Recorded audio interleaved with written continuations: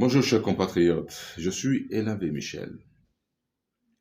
On dit souvent que quand on est aux affaires, il faut avoir un esprit lucide. Car, dit-on, l'État ne meurt jamais, mais l'État dort.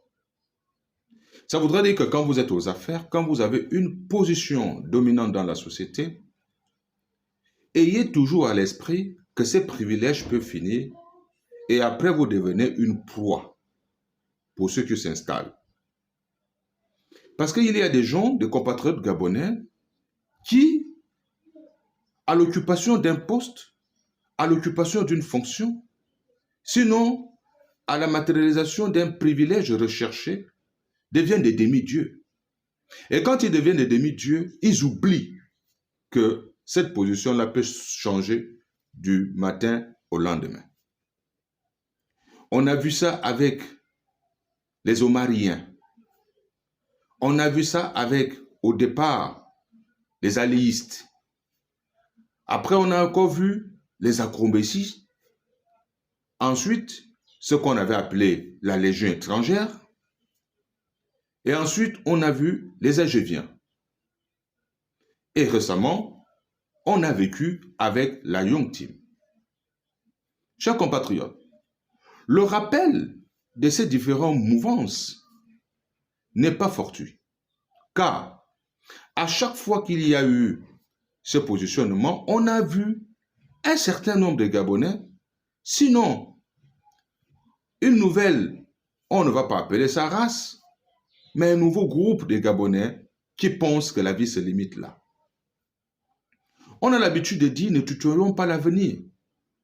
On ne peut pas continuer à tutoyer l'avenir. J'aimerais pas vous rappeler la situation actuelle de certains qui hier avaient des positions vraiment très privilégiées et deviennent aujourd'hui des proies. Je pense que ça doit servir de leçon pour ceux qui ont des bonnes positions aujourd'hui. Parce que dans cet État, l'État ne meurt pas, mais l'État dort. Et quand vous avez une position dominante, pensez toujours à ceux-là qui ne l'occupent pas. Parce que celui qui écrit le destin, c'est Dieu. C'est Dieu qui écrit le destin et non les hommes. Les hommes sont des facilitateurs de la matérialisation d'un destin programmé. Mais malheureusement, dans les États africains, au Gabon en particulier, il y a des individus qui veulent se hisser au rang de Dieu. Il y a des individus qui veulent se hisser au rang de Dieu parce que pour eux, ils se disent, sans moi, tu ne pourras pas avancer.